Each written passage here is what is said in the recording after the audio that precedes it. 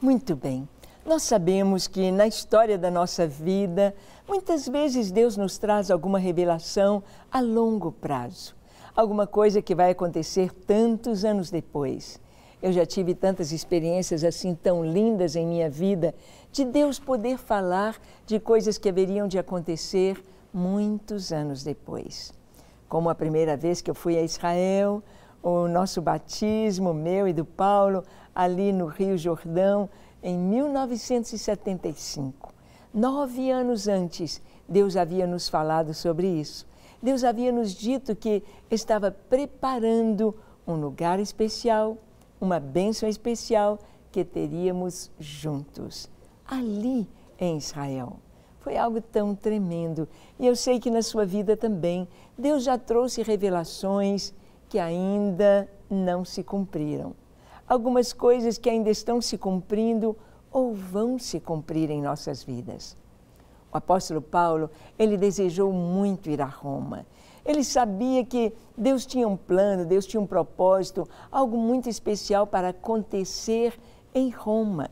Por que Roma? Era a capital do Império Romano. Dali de Roma saíam todas as coisas para todas as cidades, para todo o Império, vinha ali através de Roma. Paulo queria estar com os irmãos ali. Ele escreveu a carta aos romanos dizendo, olha, eu quero que vocês saibam que eu tenho desejado ir aí.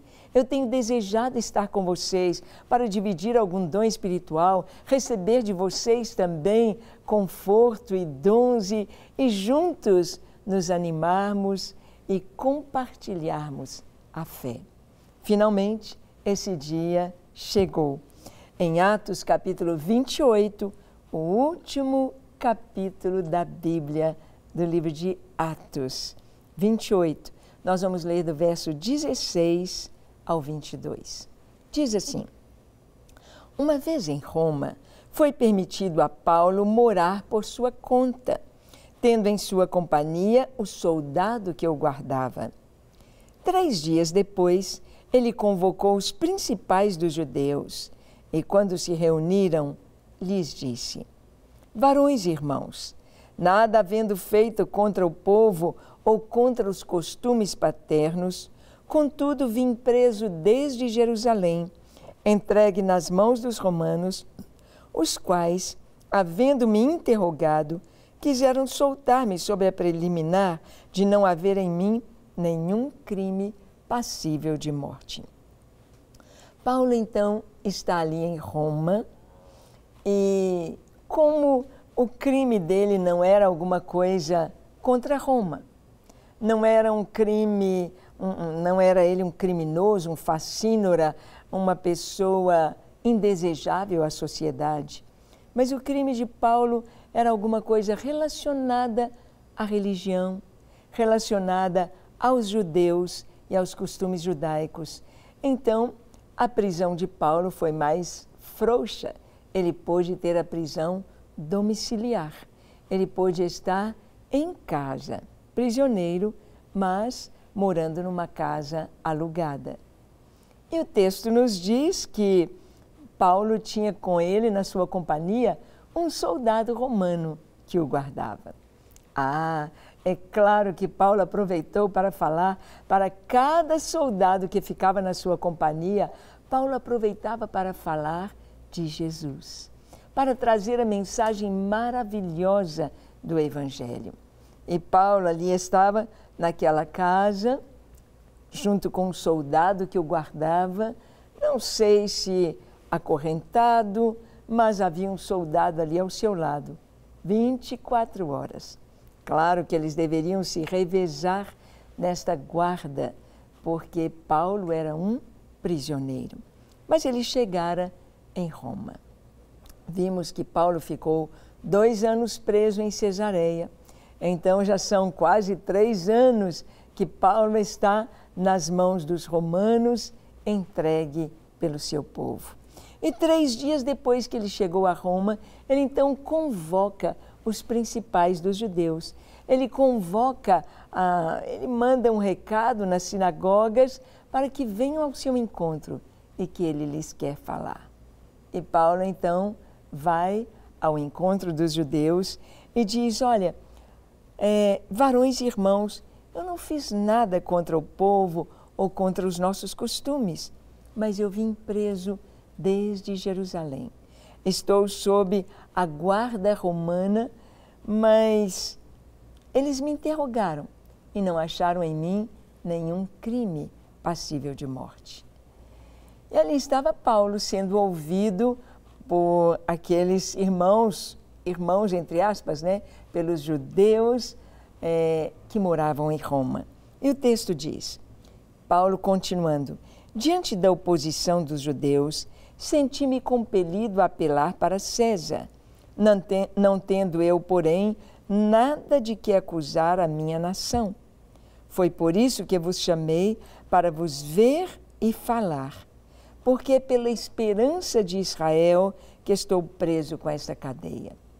Paulo agora, novamente, ele vai falar o motivo da sua prisão, porque Paulo disse, olha, eu estou aqui porque eu creio na ressurreição dos mortos. Eu creio que Jesus ressuscitou. Eu creio que Jesus é o Messias prometido. Foi morto, sim, na cruz, cumprindo as Escrituras, cumprindo o que está escrito a respeito do Messias, mas ele ressuscitou. Ressuscitou dentre os mortos, como muitas testemunhas oculares que se encontraram com Cristo ressurreto. Inclusive o próprio Paulo. Paulo teve um encontro com Jesus e Jesus lhe disse, Saulo, Saulo, por que me persegues? Dura coisa é para ti recalcitrares contra os aguilhões, lutares contra Deus. E Paulo disse, é pela esperança de Israel que eu me encontro preso.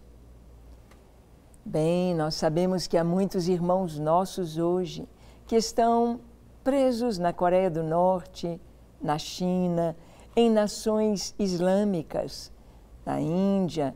Há irmãos nossos que foram presos em cadeias comunistas e têm sofrido torturas e muitos o martírio.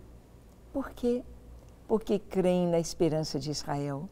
Porque creem no que Deus prometeu e cumpriu, enviando o seu Filho ao mundo, enviando Jesus para dar a sua vida ali naquela cruz, para levar sobre si o nosso castigo, o castigo que nos traz a paz, paz de espírito, paz que advém do perdão dos nossos pecados. O sangue de Jesus derramado ali naquela cruz é capaz de nos perdoar, é capaz de nos lavar, é capaz de nos limpar de todo pecado e purificar de toda injustiça. Sim, Paulo disse, eu estou prisioneiro por causa da esperança de Israel. Eu fui preso por causa da minha fé em Jesus. E assim, muitos irmãos, no decorrer de toda a história da humanidade, desde 2000 anos atrás até os nossos dias, têm sido perseguidos, têm sido torturados, têm sido presos e muitas vezes mortos, ou em muitos casos, têm sido mortos por causa do Evangelho. Paulo ali estava e trouxe para eles esta palavra, disse, olha, eles procuraram em mim um motivo para que eu fosse morto, condenado, mas não acharam. Eu tive de apelar para César. O texto continua dizendo, então eles lhe disseram, nós não recebemos da Judeia nenhuma carta que te dissesse respeito. Também não veio qualquer dos irmãos que nos anunciasse ou dissesse de ti algum mal. Contudo, gostaríamos de ouvir o que pensas, porque, na verdade, é corrente a respeito desta seita que por toda parte ela é impugnada. Então, a resposta dos judeus para Paulo ali em Roma foi essa, olha, nós não ouvimos falar nada a seu respeito, não chegou uma carta, não chegou nada para nós a seu respeito. Mas nós temos ouvido falar desta seita, a seita dos nazarenos ou os do caminho, como eram chamados. Até que os seguidores de Jesus foram chamados de cristãos pela primeira vez em Antioquia. Então, aqueles judeus disseram, não estamos esperando por você, não recebemos nenhuma orientação de ninguém a seu respeito e queremos ouvir. Queremos saber um pouco sobre esta seita, queremos saber um pouco sobre Cristo, sobre o cristianismo, sobre o que vocês pregam. Queremos saber. E quando as pessoas querem saber, alguns querem para achar falhas, alguns querem apenas por conhecimento, outros querem com sede, numa busca, como aquela mulher samaritana a quem Jesus disse, se você conhecesse quem está te pedindo água, você me pediria e eu te daria água viva. Se você conhecesse quem está te pedindo. Jesus, quando a pessoa é confrontada com Ele, é confrontada com a verdade da salvação, quando a pessoa é confrontada com a realidade da cruz, do Calvário, ela tem de tomar uma decisão. Ou ela vai seguir Jesus, ou ela vai rejeitar Jesus. Por isso, Jesus veio trazer para o mundo uma divisão, uma separação clara e absoluta. Jesus veio dividir a história em antes de Cristo e depois de Cristo.